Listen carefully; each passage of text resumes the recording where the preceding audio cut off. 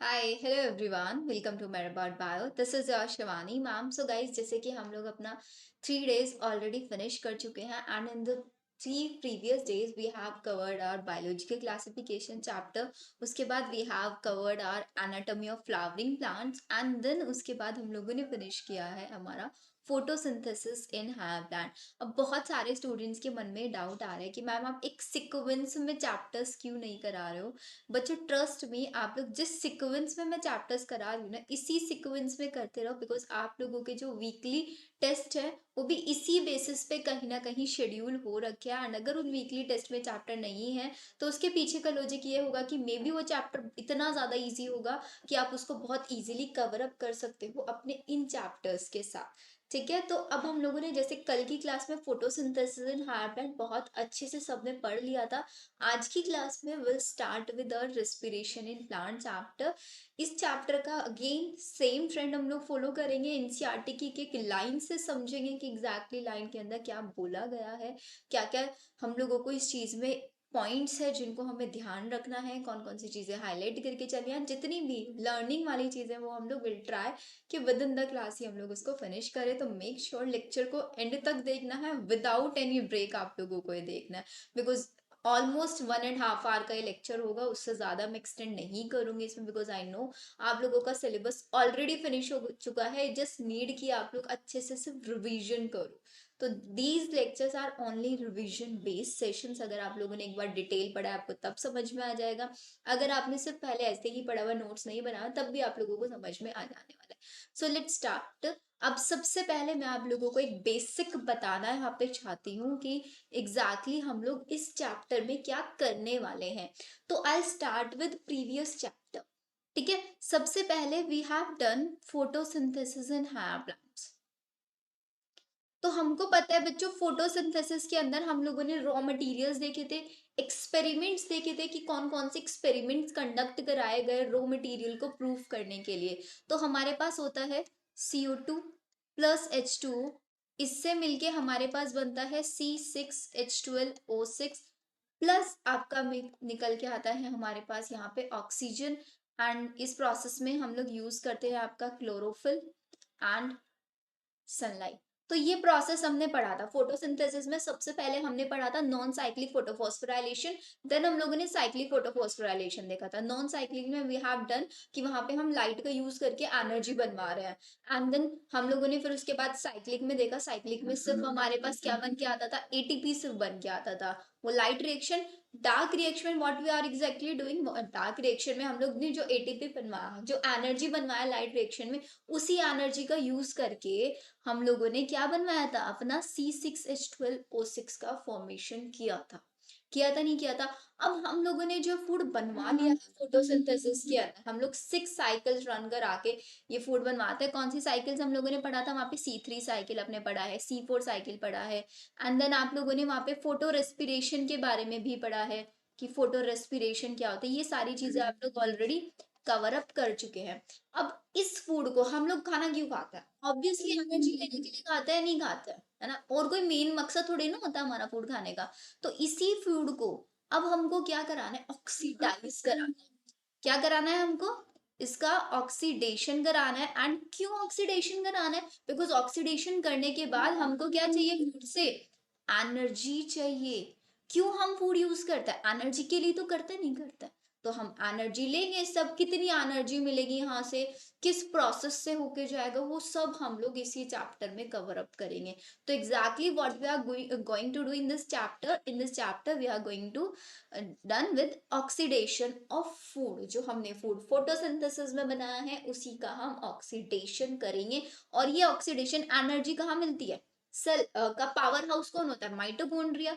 तो ये जो पूरा प्रोसेस होगा मैक्सिममली कहाँ पे चल रहा है, आपका माइटोकॉन्ड्रिया के अंदर आपका ये प्रोसेस रनिंग है। डन यहाँ तक, चलो अब हम स्टार्ट करते हैं हमारा रेस्पिरेशन इन प्लांट्स। हम प्लांट्स के पॉइंट ऑफ व्यू से यहाँ पे पढ़ने वाले हैं। ठीक है, एज वी ऑल नो कि अब यहाँ पे एक और बहुत अच्छी चीज आती है, what is the difference between respiration and breathing.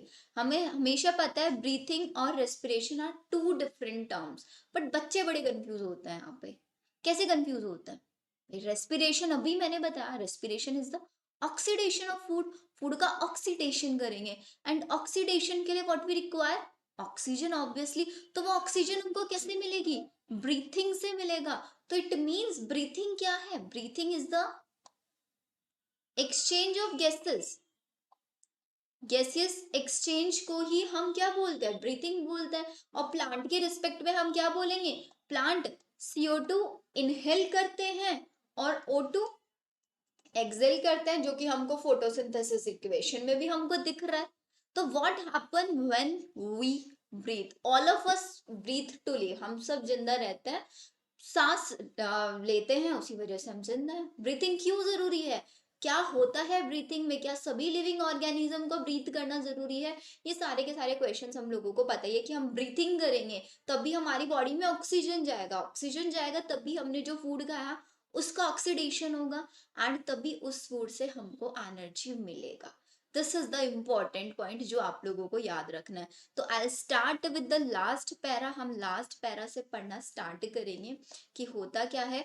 All the energy release for required for life processes, life process हमारा ब्रीथिंग, हमारा डाइजेस्टिव सिस्टम, रेस्पिरेटरी सिस्टम, आपका एक्सक्रीटरी सिस्टम, न्यूरल सिस्टम, जितने भी हमारे सिस्टम्स हैं इनको एनर्जी की जरूरत है। वो कहाँ से मिलता है, energy is obtained by the oxidation of सब मैक्रोमोलिक्यूल्स के ऑक्सीडेशन से हमको क्या मिलती है, energy, and that we call, जिसको हम फूड बोलते हैं। Only green plants and cyanobacteria, जो हमने बायोलॉजिकल क्लासिफिकेशन में पढ़ा था, जिसके पास नाइट्रोजन फिक्सेशन करने के लिए एक सेल होता है, स्पेशलाइज सेल, उस सेल को क्या बोलते हैं, हिट्रोसिस्ट। और उसके बाहर म्यूसिलेजिनस शीट प्रेजेंट है, याद रख के चलना है सारी चीजें। ये सिर्फ अपना फूड खुद से प्रिपेयर कर सकता है by the process of photosynthesis. Photosynthesis से कैसे सनलाइट को ट्रैप करेंगे, किसकी हेल्प से, क्लोरोफिल की हेल्प से, एंड लाइट एनर्जी को कौन सी एनर्जी में कन्वर्ट करेंगे, केमिकल एनर्जी में कन्वर्ट करेंगे, जो एनर्जी किस में स्टोर्ड है, in the bonds of carbohydrate like glucose, starch and sucrose. इनके अंदर जो एनर्जी स्टोर्ड है उसको किसमें, लाइट एनर्जी को केमिकल एनर्जी में कन्वर्ट करने वाले हैं। We must remember that in green plants too not all cells, tissues, organ photosynthesis only cell, मतलब जितने भी आपकी सेल्स है, टिश्यू, हर किसी के अंदर फोटोसिंथेसिस नहीं हो सकता। व्हाई, बिकॉज फोटोसिंथेसिस के लिए we need a cell organelle chloroplast, जो सिर्फ और सिर्फ हमारा फोटोसिंथेटिक प्लांट्स के अंदर ही पाया जाता है। एंड ये फोटोसिंथेटिक प्लांट्स में भी सिर्फ और सिर्फ उन रीजन्स के अंदर होता है जो डायरेक्ट लाइट के डायरेक्ट कांटेक्ट में है, जैसे कि वी ऑल नो हमारा लीव्स, उनके पास वो क्लोरोप्लास्ट सबसे ज्यादा होता है, तभी उनका कलर ग्रीन होता है, because they have a green pigment which is known as chlorophyll. And organ only cells containing chloroplasts that are most often located in the superficial layers carry out photosynthesis. Even in green plant, all other tissues, organ cells that are non green, उनको भी food चाहिए। तो food क्या होगा, एक part से दूसरी जगह पे ट्रांसलोकेट हो जाएगा। फूड का ट्रांसलोकेशन कौन कराएगा, हमने सेकेंड डे एनाटॉमी वाले चैप्टर में पढ़ा था, वो कौन कराता है, हमारा फ्लोएम कराता है। एंड फ्लोएम के अंदर we all very well remember कि इसके अंदर 4 एलिमेंट्स होते हैं, it is 4 elements, sieve tubes, companion cells, phloem parenchyma and phloem fibres. Gymnosperm के अंदर सीव ट्यूब्स की जगह पे सीव सेल्स और कंपेनियन सेल्स की जगह पे एल्ब्यूमिनस सेल्स प्रेजेंट थे। याद है ना, जाइलम के अंदर हमको याद है, जाइलम में gymnosperm lack vessels, vessels and tracheids are the main water transporting elements. Done. Food has to be translocate, जितना भी नॉन ग्रीन वाला पार्ट है वहां पे सब जगह पे ट्रांसलोकेट हमको कराना होता है। प्लांट्स हेट्रोट्रॉफिक है, sorry animals are heterotrophic because उनको फूड क्या चाहिए, उनको फूड किसी ना किसी से लेना पड़ेगा। बिकॉज हम सब क्या है, हम सब भी हेट्रोट्रॉफिक है, हमारे अंदर कोई ऐसी सेल है जिसके अंदर क्लोरोप्लास्ट हो, अगर हमारी किसी सेल के अंदर क्लोरोप्लास्ट होता तो वही फूड बनवा लेता और उसी फूड को पूरी बॉडी में ट्रांसलोकेट करा देते, बट हमारे पास ऐसा नहीं है, इसलिए हमको किसी फोटोसिंथेटिक बॉडी के ऊपर डिपेंड करना पड़ता है। इट मीन्स हमको प्लांट्स के ऊपर डिपेंड करना होता है अपनी फूड रिक्वायरमेंट को कंप्लीट करने के लिए। जैसे कि we all know fungi, fungi अपना फूड किससे लेते हैं, dead and decaying organic matter से लेते हैं। तो फंजाई भी हमारे क्या है, फंजाई भी आपके हेट्रोट्रॉफ्स हैं। What is important to recognize is that ultimately all the food that is respired for life process comes from photosynthesis. मतलब जितना भी फूड है वो सब कहाँ से आता है, फोटोसिंथेसिस से आता है। तो इस चैप्टर में हम डील करेंगे कि फोटोसिंथेसिस के थ्रू जो फूड बनता है, फूड मटेरियल, उसका हम ब्रेक डाउन कैसे कराएंगे, उससे एनर्जी कैसे निकालेंगे, एंड फिर इस एनर्जी को से हम लोग एटीपी कैसे सिंथेसाइज कराएंगे, ये हमको सीखना है। And that's we call it cellular respiration. वो रेस्पिरेशन जो इनसाइड द सेल हो रहा है उसको हम बोलेंगे सेल्यूलर रेस्पिरेशन। डन यहां तक? आगे देखो। Photosynthesis of course we know take place with in the chloroplast. Chloroplast के अंदर फोटोसिंथेसिस होता है, किसमें? In the eukaryotes. वेयर जबकि जो आपका ब्रेक डाउन है, जो फूड बना है फोटोसिंथेसिस के थ्रू, वो कहाँ पे होगा? साइटोप्लाज्म में और आपका माइटोकॉन्ड्रिया के अंदर होगा। द ब्रेकिंग ऑफ कार्बन, अब यहां से आप लोग हाईलाइट करना शुरू करेंगे। Breaking of carbon carbon bond of complex, complex compound, it means glucose, sucrose, starch, इन सब की बात कर रहे हैं यहाँ पे। इनके कार्बन कार्बन बॉन्ड को हम ब्रेक करेंगे through oxidation with in the cell, cell के अंदर करेंगे। That's why we are calling it cellular respiration. And it will give us, वहां से क्या रिलीज होगा? एक proper amount of energy release होगी and we will call it respiration. फिर से पढ़ो क्या बताया है। कार्बन कार्बन बॉन्ड को ब्रेक कराएंगे ऑक्सीडेशन के थ्रू, मतलब ऑक्सीजन का यूज करेंगे, and it will give us a proper amount of energy. This is known as respiration. And वो compound, that compound which is getting oxidise, जिसका हम oxidation करा रहे हैं, उसको हम बोलेंगे रेस्पिरेटरी सबस्ट्रेट। रेस्पिरेटरी सबस्ट्रेट यहाँ पे आपका कुछ भी हो सकता है।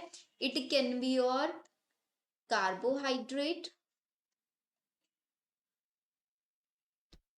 ये आपका फैट भी हो सकता है, and it can be your protein also.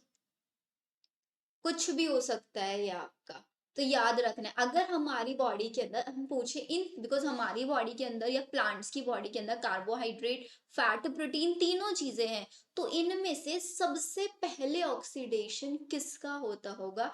Always सबसे पहला ऑक्सीडेशन आपके कार्बोहाइड्रेट्स का होता है, देन आपके फैट का होता है, एंड प्रोटीन का ऑक्सीडेशन सबसे एंड में होता है। प्रोटीन का जब रेस्पिरेशन होता है, इसको हम बोलते हैं आपका प्रोटोप्लाज्मिक रेस्पिरेशन। एंड जब आपका कार्बोहाइड्रेट एंड फैट का रेस्पिरेशन होता है, इसको हम बोलते हैं फ्लोटिंग रेस्पिरेशन। तो respiration can be of two type on the basis of substrate, protoplasmic respiration and floating respiration. Floating respiration. Done. सबसे पहले किसका ब्रेकडाउन होगा? कार्बोहाइड्रेट, देन आपके फैट का, एंड देन लास्ट में आपके प्रोटीन का। ठीक है, चलो देखो, यूजुअली कार्बोहाइड्रेट्स को हम ऑक्सीडाइज कराएंगे to release energy, but protein, fat, even organic acids को भी हम रेस्पिरेटरी सबस्ट्रेट के जैसे यूज कर सकते हैं अलग अलग कंडीशंस में। During oxidation with in a cell, all the energy contained in respiratory substrate, जो रेस्पिरेटरी सबस्ट्रेट के अंदर जो एनर्जी होती है वो डायरेक्टली रिलीज नहीं होती, फ्री फॉर्म में रिलीज नहीं होती, ना ही एक सिंगल स्टेप में होती। तो इस लाइन को भी हम हाईलाइट करेंगे। क्या बोलते हैं ये आपका? Is not release free into the cell, और ना ही एक सिंगल स्टेप में रिलीज होगी। तो कैसे होगी? It will release in a series of slow step wise reaction होगी, एंड वो रिएक्शन एंजाइमेटिकली कंट्रोल्ड होगी। और जितनी भी एनर्जी निकलेगी उस एनर्जी को हम ट्रैप करके रख लेंगे, किसकी फॉर्म में? एटीपी की फॉर्म में। हेंस इट इज इम्पॉर्टेंट, हमारे लिए इम्पॉर्टेंट है कि जो एनर्जी रिलीज हो रही है ऑक्सीडेशन के टाइम पे इन रेस्पिरेशन इज नॉट, हम उसको डायरेक्टली यूज नहीं कर सकते, हमको उसको यूज करना है एटीपी बनवाने के लिए। एटीपी बनवाने के लिए हम उस एनर्जी का यूज करेंगे, which is broken down whenever energy needs to be utilise. फिर जहां पे भी हमारी बॉडी के जिस पर्टिकुलर पार्ट को एनर्जी चाहिएगी, एटीपी को ब्रेक करेंगे और वो एनर्जी हमको मिल जाएगी। तो ATP is the form of energy, ATP एक एनर्जी का फॉर्म है। That's why we can call ATP act as an energy currency of the cell. This energy trap in ATP is utilise in various energy occurring process, अलग अलग जगह पे हम इस energy को यूज कर सकते हैं। यहां तक बताओ सबको समझ में आया? अब तक सिर्फ हम लोगों ने रेस्पिरेशन का डेफिनेशन देखा, कार्बन कार्बन बॉन्ड को ब्रेक कर आता है। अब तक वी आर गेटिंग कि एक कैटाबॉलिज्म प्रोसेस है, सिंगल स्टेप नहीं है, स्लो स्टेप है, एंजाइमेटिकली कंट्रोल्ड है। ऑक्सीजन का यूज करेंगे, रेस्पिरेटरी सबस्ट्रेट 3 टाइप के हो सकते हैं अलग अलग कंडीशंस में। डायरेक्ट एनर्जी नहीं मिलेगी, एनर्जी को एटीपी की फॉर्म में ट्रैप करेंगे हम लोग यहाँ पे। क्लियर? नेक्स्ट आ जाते हैं। अब नेक्स्ट ये हमसे क्वेश्चन पूछते हैं कि क्या हमारे प्लांट्स ब्रीथ करते हैं जैसे हम ब्रीथ कर रहे हैं, या इनहेल कर रहे हैं हम लोग ऑक्सीजन, एक्सेल कर रहे हैं CO2, क्या प्लांट्स भी ऐसे करते हैं? यस और नो, सिंपल सोचना है, क्या प्लांट्स ब्रीथ करते हैं? देखते हैं, चलो answer. Well, the answer to this question is not quite so direct. Direct answer हम इसका नहीं कर सकते। Yes, plant require O2 for respiration. अभी हमने समझा कि प्लांट को रेस्पिरेशन करने के लिए ऑक्सीजन चाहिए, एंड उन्हीं प्रोसेस में CO2 एक्सपेल आउट होगा। तो प्लांट्स के अंदर भी एक सिस्टम है जो इंश्योर कर रहा है कि हाँ, उनके अंदर एक प्रॉपर अमाउंट में ऑक्सीजन आती रहेगी। बट प्लांट्स के अंदर क्या कोई रेस्पिरेटरी सिस्टम है, या फिर इन जैसे हमारे पास लंग्स है गैसेस एक्सचेंज करने के लिए, क्या इनके पास नहीं है? बट दे हैव स्टोमेटा, जो हमने एनाटॉमी चैप्टर में पढ़ा है।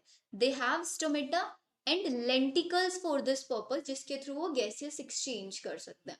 देर are several reason why plant can get along without respiratory, मतलब बिना रेस्पिरेटरी ऑर्गन्स के भी अपना रेस्पिरेशन प्रॉपरली मेंटेन कर पा रहे हैं। First, each plant part take cares of its own gas exchange rate, मतलब जो प्लांट का हर एक पार्ट होता है वो अपनी गैसेस एक्सचेंज की नीड अपने आप ऑन करता है, वो किसी दूसरे पार्ट के ऊपर डिपेंड नहीं होता। गैसेस का ट्रांसपोर्ट प्लांट की बॉडी में नहीं होता, सिर्फ वाटर का और फूड का होता है। लेकिन कुछ बहुत ही कम अमाउंट ऑफ ऑक्सीजन होते हैं जो प्लांट के एक पार्ट से दूसरे, मतलब अगर स्टेम है तो स्टेम लीफ पे डिपेंड नहीं करेगा कि भाई तुम मेरे को ऑक्सीजन लाके दो, या रूट्स डिपेंड नहीं करेंगे, सब अपना अपना काम खुद करते हैं। तो इसलिए गैसेस एक्सचेंज की रिक्वायरमेंट नहीं होती। क्या हमारी स्किन ब्रीथ करती है? वी नो हमारी स्किन ब्रीथ करती है, लेकिन स्किन को ऑक्सीजन कौन देगा? हैंड को ऑक्सीजन कौन देगा? लंग्स। तो इसलिए हमारी बॉडी में क्या है, हमारे सारे के सारे ऑर्गन्स का अलग अलग फंक्शन डिवाइडेड है। तो इसलिए लंग्स का काम है ऑक्सीजन लेना और पूरी बॉडी में ट्रांसपोर्ट करना।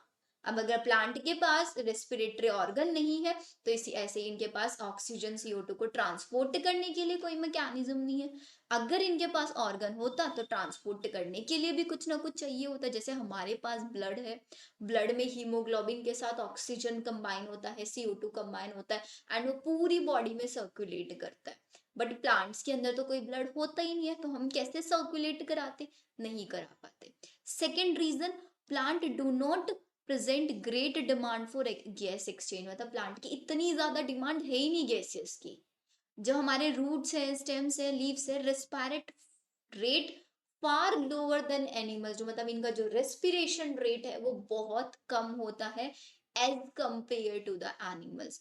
Only during photosynthesis large volume of gases exchange होते हैं। सिर्फ फोटोसिंथेसिस के टाइम पे हर एक लीफ के अंदर एक एडेप्टेशन होता है कि वो अपनी नीड खुद से फुलफिल कर लेता है। जब हमारे पास सेल्फ फोटोसिंथेसिस करता है तो उनके अंदर अवेलेबिलिटी ऑफ ऑक्सीजन कोई प्रॉब्लम नहीं है, तो इसलिए वहां पे ऑटो रिलीज हो जाता है विद इन द सेल। तो सेकेंड रीजन हमको समझ में आया। थर्ड रीजन देखते हैं। Third reason they are saying कि distance that gases much diffuse even in large. ये हमको क्या बता रहे हैं कि हमारे पास जो डिस्टेंस है वो बहुत ज्यादा है प्लांट्स के अंदर, एक ऑर्गन से दूसरे ऑर्गन के बीच में, इसलिए यहाँ पे ट्रांसपोर्ट पॉसिबल ही नहीं हो पाता। Each living cell in a plant is located quite close to the surface of the plant. हर एक लिविंग सेल प्लांट के सरफेस के कांटेक्ट में है, तो इसलिए वो डायरेक्ट अपनी नीड एनवायरमेंट से ही फुलफिल कर लेता है। This is true for leaves. You may ask, but what about thick woody stems and root? जो थिक वुडी स्टेम्स होते हैं उनके अंदर क्या होता है? स्टेम्स के अंदर living cells are organise in thin layer inside and beneath the bark. हमको पता है बार्क क्या होता है, एक डेड पार्ट होता है। एनाटॉमी में हमने उसको इसलिए नहीं पढ़ा बिकॉज अभी वो पार्ट डिलीटेड है।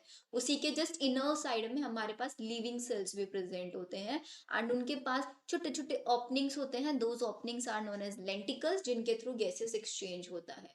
और जो डेड सेल्स होते हैं, इनका काम हमको पता ही है, मैकेनिकल सपोर्ट देने का काम होता है। Most cell of the plant have at least a part of their surface in direct contact में होता है एयर के, मोस्टली प्लांट के सेल्स।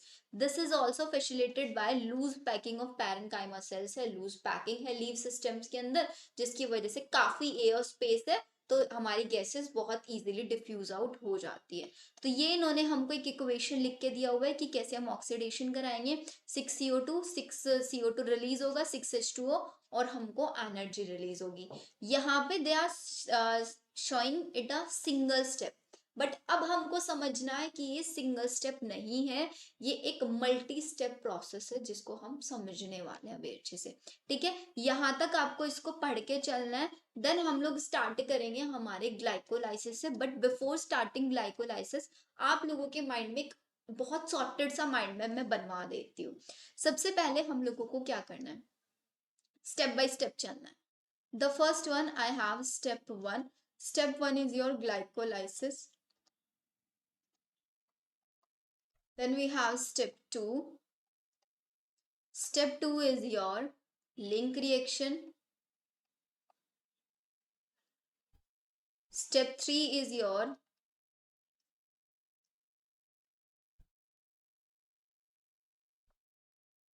आपका Krebs cycle. And then step 4 is your electron transport system.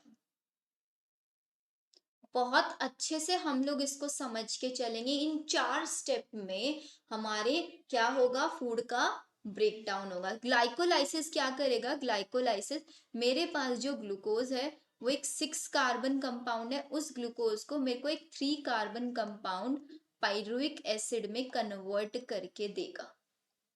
Simple है। अब लिंक रिएक्शन क्या करेगा, लिंक रिएक्शन इस 3 कार्बन पाइरुविक एसिड को 2 कार्बन एसिटाइल कोए में कन्वर्ट करके देगा। अब ये 2 carbon acetyl CoA, 2 carbon acetyl CoA directly यहां से मेरे को CO2 और वाटर्स बनवा के देगा। ये पूरा हमको क्या करना है, बेसिक इक्वेशन क्या है मेरी, ये है C6H12O6 प्लस O2 एंड इससे बनवाना है CO2 plus H2O plus ATP बनवाना है। ठीक है, ग्लूकोज आया यहाँ पे। ग्लाइकोलाइसिस में कोई ऑक्सीजन का रोल नहीं है, लिंक रिएक्शन से ऑक्सीजन हमको यूज करनी शुरू करनी है, यहाँ पे भी हमको ऑक्सीजन यूज करनी शुरू करनी है। इट मीन्स ग्लाइकोलाइसिस एक यूनिवर्सल प्रोसेस है, वो आपके एरोबिक हो कोई भी इंडिविजुअल या फिर आपके एनारोबिक हो, एरोबिक एनारोबिक सबके अंदर ग्लाइकोलाइसिस वुड बी सेम, बिल्कुल सेम रहेगा। एंड ग्लाइकोलाइसिस एक 10 स्टेप रिएक्शन है, ये एक 10 स्टेप रिएक्शन है जो आपको याद रखनी है, इसके ऊपर बहुत क्वेश्चन आते हैं। तो पायरुविक एसिड जैसे ही निकला, लिंक रिएक्शन, देन एसिटाइल को एसिड। अब इन तीनों स्टेप में जितना भी एनर्जी बन के आएगा ना, जितनी भी एनर्जी रिलीज होके आएगी, वो एनर्जी NADH FADH इनकी फॉर्म में आएगी। अब इन सबको हमको क्या करना है, ATP में कन्वर्ट करते चलना है, किसमें, ETS में। अब ये जो हमारा ग्लाइकोलाइसिस है, ये ग्लाइकोलाइसिस प्रोसेस किधर हो रहा है, ये हमारा चलेगा साइटोप्लाज्म के अंदर, और लिंक रिएक्शन और क्रेब्स साइकिल दोनों चलेंगे हमारे मैट्रिक्स में, माइटोकॉन्ड्रिया के इनर स्पेस को हम मैट्रिक्स बोलते हैं। ठीक है, एंड देन ETS हमारा चलेगा कहाँ पे, inner membrane of mitochondria, inner membrane of mitochondria. बताओ, यहां तक आप लोगों के माइंड में एक चीज सेट हो गई है या नहीं, कि हमको क्या करके चलना है क्या नहीं। Simple, step 1 step 2 step 3 step 4, इन्हीं चारों स्टेप्स को लेके हम अपना पूरा का पूरा glycolysis, link reaction, Krebs cycle, ये सब पढ़ने वाले हैं। डन, चलो अब हम चलते हैं नेक्स्ट पे। Let's start with glycolysis. नाम से हमको पता चल रहा है ग्लाइको, ग्लाइको मीन्स ग्लूकोज और लाइसिस का मतलब होता है स्प्लिटिंग। इट मीन्स हम यहाँ पे ग्लाइकोलाइसिस में ग्लूकोज का स्प्लिटिंग कराएंगे। ये एक ग्रीक वर्ड है। जो आपका ग्लाइकोलाइसिस का स्कीम है, ये 3 साइंटिस्ट ने मिलके दिया था, इसीलिए हम इसको ईएमपी पाथवे भी बोल देते हैं। It is also known as EMP pathway. यहाँ से भी बहुत क्वेश्चन आता है, हाईलाइट करके चलना है। E Embden, M Meyerhof and P Parnas. Embden, Meyerhof, Parnas, इन तीनों साइंटिस्ट ने मिलके आपका ये ग्लाइकोलाइसिस दिया था, इसीलिए we call it EMP pathway. ठीक है। अब जब हम बात करेंगे एनाएरोबिक रेस्पिरेशन की, it is the only process in respiration. Anaerobic respiration में ये एक ऐसा प्रोसेस है जो होगा अकेले, इसके अलावा वहां पे क्रेब्स साइकिल वगैरह कुछ नहीं होगा, क्योंकि क्रेब्स साइकिल लिंक रिएक्शन दोनों के लिए क्या चाहिए, ऑक्सीजन चाहिए। एनारोबिक ऑर्गेनिजम्स के पास ऑक्सीजन कहाँ से आएगा, कहीं से नहीं आ पाएगा ना, तो यहाँ पे नहीं हो पाएगा वो चीज। तो ओनली प्रोसेस है। ग्लाइकोलाइसिस कहाँ पे होता है, साइटोप्लाज्म में। एरोबिक एनारोबिक दोनों के पास साइटोप्लाज्म होता है। माइटोकॉन्ड्रिया एनारोबिक के अंदर ऑब्वियसली नहीं होगा। हमारे प्रोकैरियोट हो यूकैरियोट हो, हमारे प्रोकैरियोट्स के पास भी माइटोकॉन्ड्रिया नहीं होगा। And is present in all living organism. हर किसी के अंदर आपका ग्लाइकोलाइसिस पाया जाएगा। In this process glucose undergo partial. तो यहाँ पे भी क्वेश्चन आ जाता है कि आपका जो ग्लाइकोलाइसिस है उससे फूड का, ग्लूकोज का कैसा ऑक्सीडेशन होता है, पार्शियल ऑक्सीडेशन होता है। और हमको क्या देते हैं, 2 molecules, because glucose is a 6 molecule, और 6 से हमको कितने मिलेंगे, 3 कार्बन वाले 2 मॉलिक्यूल्स मिलेंगे। ऑक्सीजन इज डेराइव्ड फ्रॉम, किससे डेराइव किया गया है, sorry, glucose is derived from sucrose, जो कि एंड प्रोडक्ट है किसका, फोटोसिंथेसिस का। और फ्रॉम स्टोरेज कार्बोहाइड्रेट, फूड किस फॉर्म में स्टोर रहता है, आपका स्टार्च की फॉर्म में रहता है। अब हम सुक्रोज को ही किस में कन्वर्ट कराएंगे, ग्लूकोज और फ्रक्टोज में कन्वर्ट। ये भी बहुत इंपॉर्टेंट लाइन है, क्वेश्चन आता है, बिकॉज हम ग्लाइकोलाइसिस में सिर्फ और सिर्फ एक मोनोसेक्राइड यूज कर सकते हैं, हम यहाँ पे डायसेक्राइड नहीं यूज कर सकते। If we have any disaccharide तो हमको उसको पहले मोनोसेक्राइड में कन्वर्ट कराना पड़ेगा। और अगर हमारे पास ये सुक्रोज है तो we are need to convert it into glucose and fructose by the enzyme. Enzyme का नाम आपको याद रखना है, invertase. And these 2 monosaccharide readily enter करेंगे ग्लाइकोलाइसिस में। अगर हम बात करें, glucose and fructose are phosphate. अब इन स्टेप्स को हमें समझना है, ये स्टेप्स क्या है, बहुत ध्यान से आपको देखना है। ग्लूकोज है मेरे पास, 6 कार्बन कंपाउंड है। अब हमने क्या किया, यहाँ पे ग्लूकोज को ग्लूकोज 6 फोस्फेट में कन्वर्ट किया है। तो इट मीन्स हमने क्या किया, ग्लूकोज की 6th पोजीशन पे एक फोस्फेट ऐड कराया है। तो एक फोस्फेट कहाँ से आया होगा, ऑब्वियसली एक फोस्फेट हमको लेके आने के लिए एडिनोसिन ट्राइफॉस्फेट को एडिनोसिन डाइफॉस्फेट में कन्वर्ट कराया। एक इनऑर्गेनिक फोस्फेट यहाँ पे रिलीज हुआ, वही इनऑर्गेनिक फोस्फेट 6 पोजीशन से जाके कंबाइन हो गया। एंजाइम कौन सा यूज करेंगे हम यहाँ पे, हेक्सोकाइनेज एंजाइम हम यूज करेंगे। ग्लूकोज 6 फोस्फेट को हमने आइसोमर में कन्वर्ट कर लिया उसके फ्रक्टोज 6 फोस्फेट के। अब जब हमने उसको फ्रक्टोज में कन्वर्ट कर लिया, अब इसके पास एक और फ्री पोजीशन आ गया है, जिसकी वजह से हम वहां पे भी एक और फोस्फेट ऐड करा सकता है। तो एक और फोस्फेट ऐड कराने के लिए again I need to break a phosphate, ATP break कराना पड़ेगा। फिर इसमें से भी जो इनऑर्गेनिक फोस्फेट आएगा उसको हमने इसकी फर्स्ट पोजीशन पे कंबाइन करा दिया। तो हमारे पास आ गया फ्रक्टोज 1,6 बिसफॉस्फेट। तो पहले स्टेप्स याद हुए, ग्लूकोज, ग्लूकोज 6 फोस्फेट, फिर आइसोमर कराया fructose 6 phosphate and then fructose 1,6 bisphosphate. तो जो स्टार्टिंग के स्टेप्स हैं वो कैसे स्टेप्स हैं हमारे पास, एनर्जी कंज्यूमिंग स्टेप्स है, एनर्जी कंज्यूम कर रहे हैं। कौन कौन से स्टेप पे हम एनर्जी कंज्यूम कर रहे हैं, 1 2 3 and this is our 4th। या फिर अगर आप इसको रिएक्शन की फॉर्म में लिखना चाहो तो you can write it like this, ये मेरी फर्स्ट रिएक्शन, ये मेरी सेकेंड रिएक्शन, ये मेरी थर्ड रिएक्शन। तो हमने एनर्जी कंज्यूमिंग स्टेप फर्स्ट और थर्ड को मान लिया। फर्स्ट और थर्ड स्टेप में हमारा एनर्जी यूज हो रहा है। अब मेरे पास ये जो फ्रैक्टोज 1,6 बिस फोस्फेट आ गया है, अब हमने इसको एक 3 कार्बन कंपाउंड में, मतलब 6 कार्बन को दो तीन तीन कार्बन कंपाउंड में ब्रेक कर दिया। ट्रायोस फोस्फेट, इसी ट्रायोस फोस्फेट को we can call it glyceraldehyde 3 phosphate.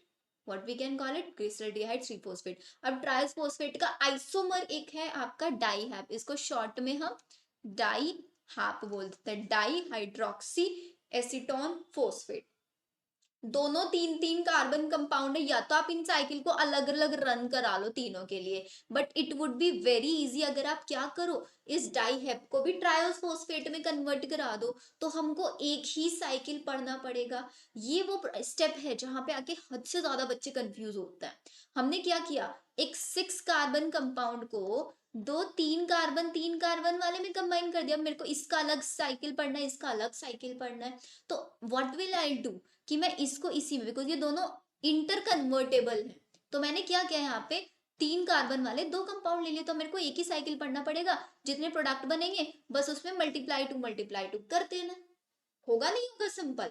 वही किया हुआ है इन्होंने यहाँ पे, डाईहैप को ट्रायोस फोस्फेट में कन्वर्ट करा दिया।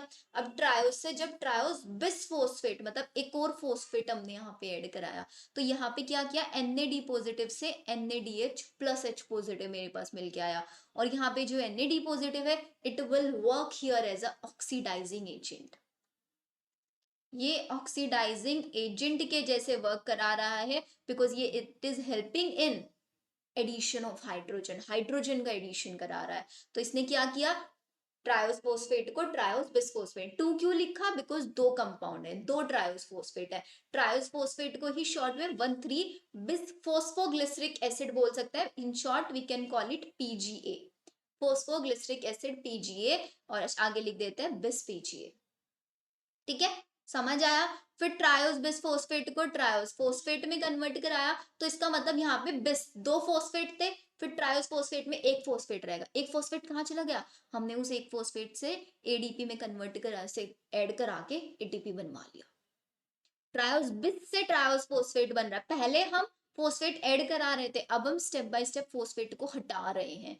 बिस से सिर्फ फोस्फेट बच गया, इसको शॉर्ट में 3 PGA बोलेंगे। इस वाले को क्या बोल रहे थे, इसकी फर्स्ट और थर्ड पोजीशन से, कौन से हमने फोस्फेट हटाया, फर्स्ट पोजीशन से फोस्फेट हटाया, देन बच गया सिर्फ 3 PGA, then we have 2 PGA, and then end में हमारे पास है 2 पेप फोस्फोइनोल पाइरेट। इनको आप देखेंगे, ट्रायोस फोस्फेट, ट्रायोस बिस के बाद ट्रायोस फोस्फेट, एक फोस्फेट गया, एक ATP बन गया। तो सबसे पहला ATP मेरे को यहाँ पे मिल रहा है, होता है ना जब सबसे फर्स्ट टाइम हमको सैलरी मिलती है, वो अलग ही खुशी होती है। तो सेल हमारी इस साइकिल में भी सबसे पहले डायरेक्ट एनर्जी, आप बोलोगे मैम एनर्जी तो यहाँ पे भी मिल रही है, बट डायरेक्ट एनर्जी कहाँ मिल रही है, इस स्टेप पे मिल रही है, तो we will call it SLP step. SLP का मतलब क्या होता है, substrate level phosphorylation. This is substrate level phosphorylation step. ठीक है, यहां तक समझ में आया। एंड देन ट्रायोस फोस्फेट से 3 PGA से आपका 2 PGA, 2 PGA वाले स्टेप पे हमारे पास फिर एक वाटर निकल के आ रहा है, देन फोस्फोइनोल पाइरुवेट बन गया, हमारे पास एल्कोहल बन गया, एक 2 पेप, एंड 2 पेप से फिर पायरुविक एसिड, इससे भी हमने एक क्या हटा दिया, पायरुवेट हटा दिया, क्योंकि सिर्फ पायरुविक बच गया है, फोस्फेट हटवाया यहाँ से, तो हमारे पास एक और ATP बन के आएगा, then we will get pyruvic acid। अब हम देख लेते हैं कौन से स्टेप में हमको एनर्जी मिला है, एनर्जी गेनिंग स्टेप कौन से हैं। ये हमारे पास 1 and 3 एनर्जी कंज्यूमिंग स्टेप थे, ठीक है। फिर फोर्थ स्टेप में हमको कुछ नहीं मिला, फिफ्थ स्टेप में हमको एक NADH मिला। कितने NADH मिलेंगे, अब आप मेरे को बताओगे यहाँ पे कितने NADH मिलेंगे। एक ट्रायोस फोस्फेट से 2 ट्रायोस बिस फोस्फेट बनेंगे, मतलब 2 ही है ना, ट्रायोस फोस्फेट से 2, तो हमको NADH भी 2 ही मिलेंगे ना इधर, ऑब्वियसली 2 मिलेंगे। And then triose bisphosphate से ट्रायोस, ये कौन सा स्टेप है, this is your 6th step, then 7th step, and then we have this is your 8th step, this is your 9th step. एक स्टेप हमने miss कर दिया, कौन सा स्टेप, 1 2 3 4 5 6 7 8 9, हाँ 9 स्टेप में हमारे पास ये एंड में बच गया ना, 10th प्रोडक्ट बन के आया। अब आप इनके प्रोडक्ट काउंट कर लो, टोटल हमने बोला था ना 10 स्टेप रिएक्शन है, 1 2 3 4 5 6 7 8 9 and then pyruvic acid is your 10th one. Step कौन कौन से पे मिल रहा है, 1 और 3rd पे हम एनर्जी यूज कर रहे हैं, 5th पे NADH मिल रहा है हमको, एंड देन 6th वाले पोजीशन पे और 8th वाले पोजीशन पे, 8th पे H2 और 6th और 9th पोजीशन पे हमको फोस्फोइनॉल पायरुवेट वाले पे ATP मिल रहा है।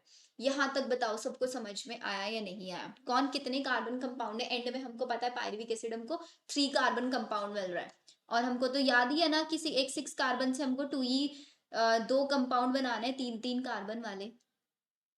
क्लियर? अब इसको रिकैप करो, नोटबुक्स साइड रखो, सिर्फ ध्यान से सुनो। सबसे पहले वी हैव ग्लूकोज, ग्लूकोज से क्या बनवाया, ग्लूकोज 6 फोस्फेट, एक ATP यूज किया, ग्लूकोज 6 से फोस्फेट से fructose 6 phosphate, then fructose 1,6 bis phosphate, fructose 1,6 bis phosphate से ट्रायोस फोस्फेट एंड डाईहैब को ट्रायोस में कन्वर्ट कर लिया, ट्रायोस फोस्फेट से ट्रायोस बिस, फिर उससे ATP हटवा के फिर ट्रायोस फोस्फेट वापस बनवा दिया, ट्रायोस फोस्फेट से 2 फोस्फोग्लिसरेट, देन आपका phosphoenol pyruvate and then pyruvic acid. ये था हमारा पूरा का पूरा glycolysis.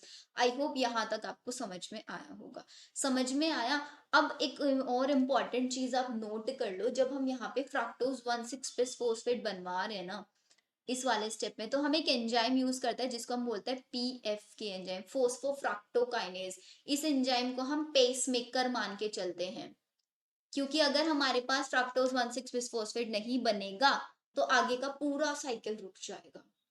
That's why we are calling it pacemaker of this glycolysis. Clear यहाँ तक? अब ये तो हमने ग्लूकोज के टर्म्स में बोला, अगर मैं आपको बोलूं कि मेरा जो स्टार्टिंग कंपाउंड है फ्रक्टोज है, तो हमारी साइकिल कहाँ से स्टार्ट होगी? बिल्कुल सेम रहने वाली है। हम क्या करेंगे, मेरे पास फ्रक्टोज है तो सबसे पहले हम वही एक ATP को यूज करेंगे, हम इसको ATP को यूज करेंगे और इसकी 6 पोजीशन पे लगवा देंगे, फ्रक्टोज 6 फोस्फेट, फिर एक ATP को यूज करेंगे, फिर इसको फ्रक्टोज 1,6 बिस्फोस्फेट, एंड देन आगे वाला बिल्कुल सेम रह जाएगा, मतलब सिर्फ और सिर्फ यहाँ पे स्टेप्स कम हो जाएंगे, 2 स्टेप कम हो जाएंगे। ग्लूकोज से स्टार्ट करेंगे 10 स्टेप हो जाएगा, फ्रक्टोज से करेंगे 8 स्टेप रह जाएगा। ये डिफरेंस आपका यहाँ पे बन के आएगा। अब जरा हम लोग एनसीईआरटी में देख लेते हैं, एनसीईआरटी ने 1-2 चीजें कुछ हमको अच्छे से लिख के दी हुई है जिनके ऊपर क्वेश्चन आता है, उनको एग्जैक्टली हम लोग समझते हैं क्या दिया हुआ है। ग्लूकोज से हमको पता है सबसे पहले क्या मिलेगा, give rise to glucose 6 phosphate enzyme hexokinase, क्योंकि हम एक 6 कार्बन कंपाउंड को काइनेज ब्रेक करा रहे हैं।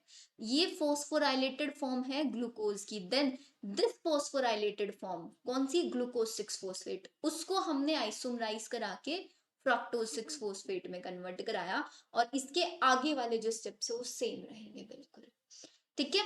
इन glycolysis chain of 10 reaction under the control of different enzyme take place to produce, क्या प्रोड्यूस कर रहे हैं, pyruvate. While understanding steps of glycolysis please note the steps, किस स्टेप पे हमको ATP मिल रहा है, किस स्टेप पे हमको NADH2 मिल रहा है।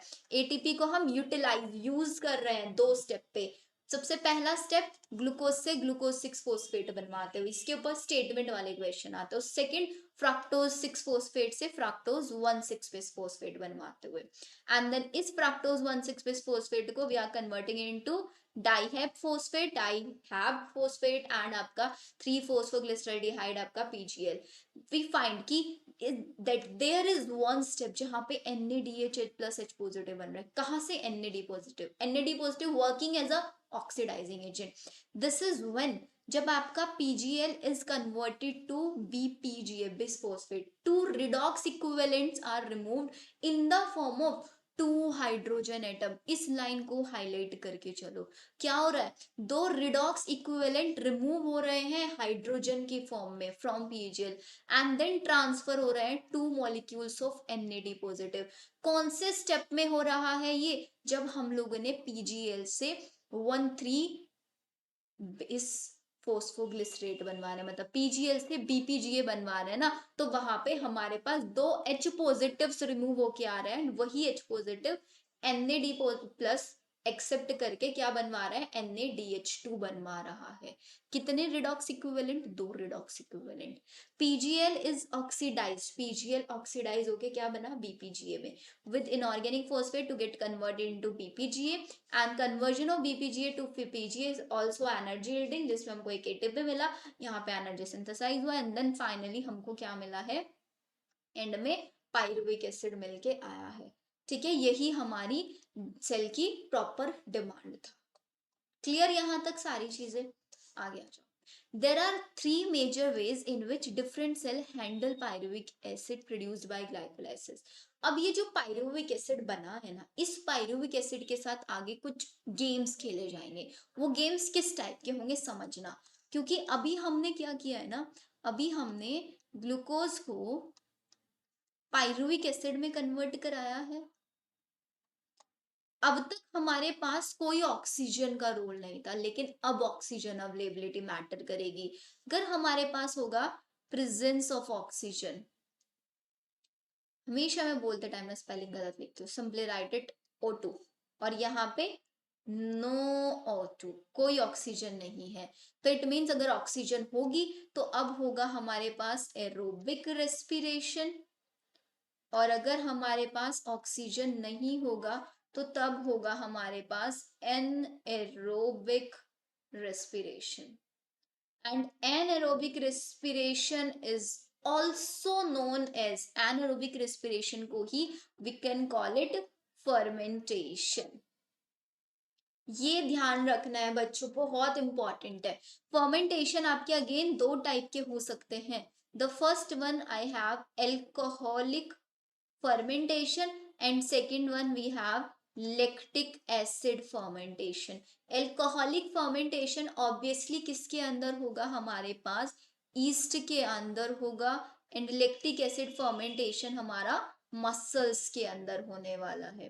क्या होगा यहाँ पे एल्कोहलिक फर्मेंटेशन में, जो हमारे पास पायरुविक एसिड बन के आया है, ये पायरुविक एसिड सबसे पहले कन्वर्ट होके बनाएगा आपका acetaldehyde, and then this acetaldehyde will get convert into ethanol, ये फिर आपका इथेनॉल बनवाएगा, एंड इथेनॉल के साथ साथ ये आपका CO2 प्रोड्यूस करेगा। एंड यहाँ पे व्हाट विल हैपन, इधर हमारा जो पायरुविक एसिड है, ये पायरुविक एसिड डायरेक्टली कन्वर्ट हो जाएगा लैक्टिक एसिड में, और इन्हीं स्टेप में व्हाट दे विल डू, ये आपका यूटिलाइज करेंगे, यूज करेंगे क्या, आपके 2 NaDH2 यूज करेंगे, they will use 2 NaDH2 use करेंगे। अब ये 2 NaDH2 यूज करेंगे, ये NaDH2 कहाँ से आए हैं, फ्रॉम ग्लाइकोलाइसिस, ग्लाइकोलाइसिस से आए हैं, and in return they are not giving any energy from glycolysis. और ग्लाइकोलाइसिस का टोटल गेन हमने देखा था, 2 हमारे पास NaDH2 थे और 2 ही ATP थे ना। अभी मैं उसका आप लोगों को पूरा नेट गेन भी समझाऊंगी, तो इसका मतलब यहाँ पे कुछ नहीं मिल रहा है, तो हमारे पास यहाँ पे नेट गेन कितना बचा, 2 ATP बच गया है। बताओ, ये समझ में आया सबको। अब ग्लाइकोलाइसिस का नेट गेन हमने देखा था, स्टार्टिंग के 2 स्टेप में हम 2 ATP यूज कर रहे थे, हमको 2 NaDH2 मिल रहे थे, और एंड वाले स्टेप में वी वर गेटिंग 2 एक जगह पे 2 एक जगह पे 4 ATP।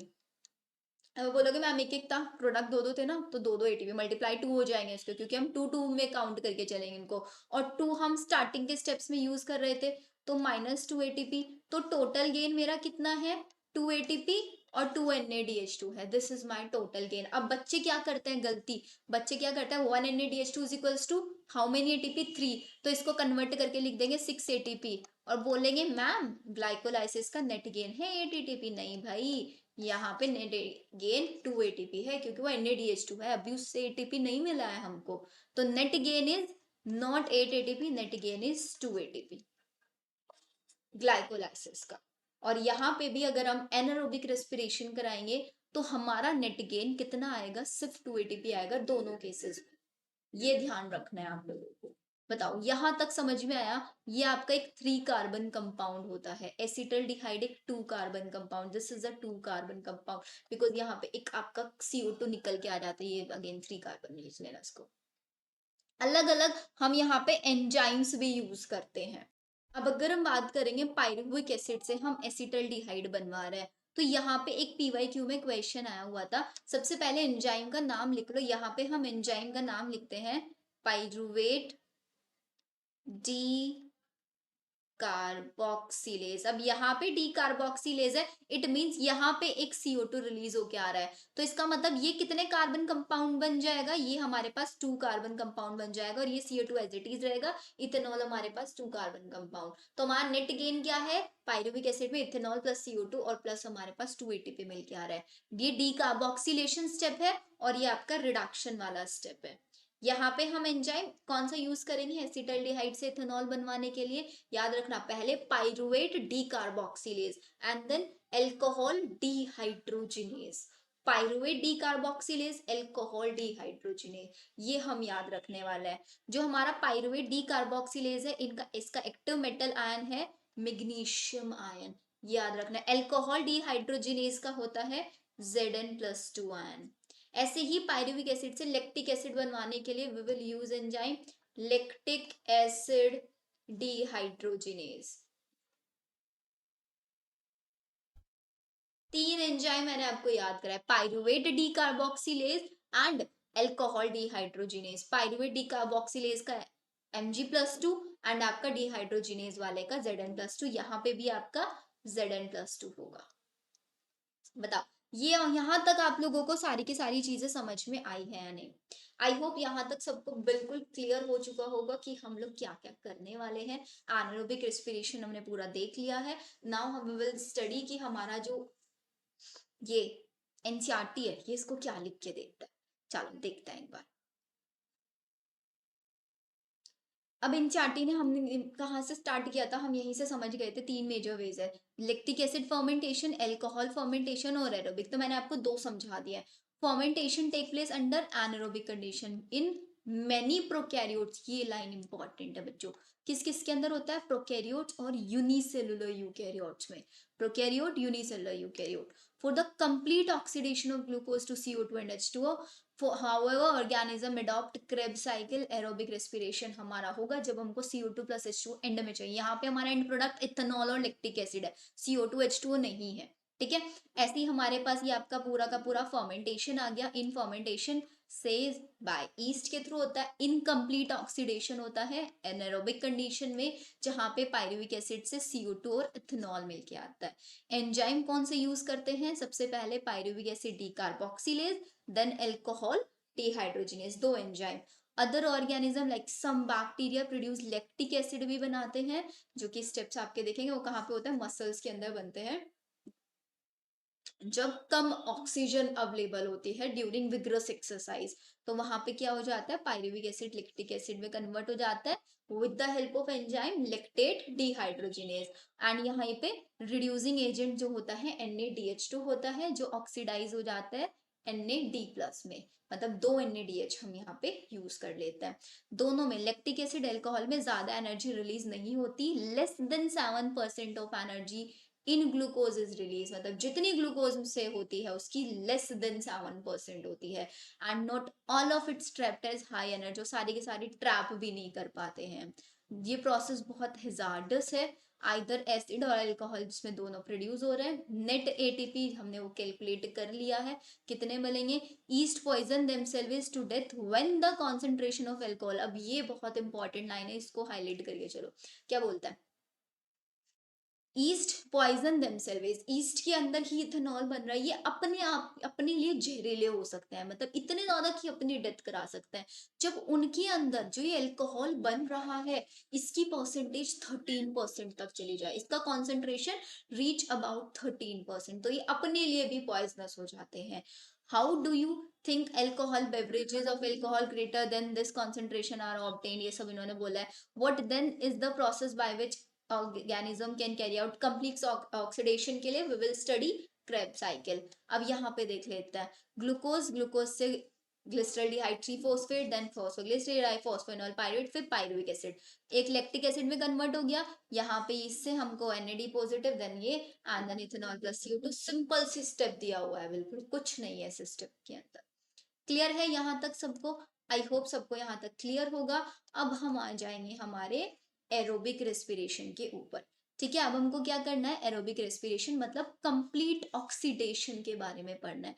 एरोबिक रेस्पिरेशन में एग्जैक्टली हमको क्या करना है, जो हमारा पायरुवेट है उसको साइटोप्लाज्म से निकाल के कहाँ लेके जाना है, माइटोकॉन्ड्रिया के मैट्रिक्स में लेके जाना है। पहला स्टेप, पायरुविक एसिड को कहाँ से, अब पायरुविक एसिड बोलूं मैं या पायरुवेट बोलूं, बात सेम है, साइटोप्लाज्म से माइटोकॉन्ड्रिया में। complete oxidation of pyruvate by the stepwise removal of all hydrogen atom leaving 3 molecules of CO2। मतलब एक पायरुवेट से कितने मॉलिक्यूल बोल रहे हैं ये, 3 CO2। तभी तो एंड रिएक्शन में हम 6 CO2 लिख के देते हैं, बिकॉज हमारे पास 2 पायरुवेट मॉलिक्यूल होते हैं। And the passes on of the electron removed as part of the hydrogen atom to molecular with, ये सब समझाऊंगी मैं आप लोगों को क्या लिख के दे रहे हैं। आगे जब हम पूरा साइकिल पढ़ लेंगे तब आपको ये स्टेप समझ में आ जाएगा। अब बोलता है कि जो पायरुविक एसिड है which is formed by the glycolysis, उसको हमने क्या किया, by the glycolytic catabolism carbohydrate in the cytosol, मतलब साइटोप्लाज्म। जब ये एंटर हो जाएगा माइटोकॉन्ड्रियल मैट्रिक्स में, सबसे पहले लिंक रिएक्शन के अंदर जाएगा। हमने स्टेप 2 पढ़ा था, स्टेप 1 हम कर चुके हैं। It enter mitochondrial matrix undergo oxidative decarboxylation. Oxidative मतलब अपने अंदर से CO2 रिलीज कराएगा by a complex set of reaction catalyzed by pyruvic dehydrogenase। क्या किया, हमारे पास pyruvic acid plus coenzyme NAD positive से acetyl CoA plus CO2 plus NADH2 बना with the help of enzyme pyruvate dehydrogenase. Pyruvic acid 3 carbon compound है, acetyl CoA 2 carbon compound है। We have 2 pyruvic acid, तो we are gaining 2 acetyl CoA, 2 he CO2 and 2 he NADH2 हमको मिलेंगे यहाँ पे। ये याद रखना है, मल्टीप्लाई 2 करना नहीं भूलोगे आप लोग। सिंपल है। This enzyme catalyse by enzyme इन्होंने बता दिया है एंड कोएंजाइम A और NAD पॉजिटिव। इस प्रोसेस में 2 NADH are produced from the metabolism of 2 molecule of pyruvic acid.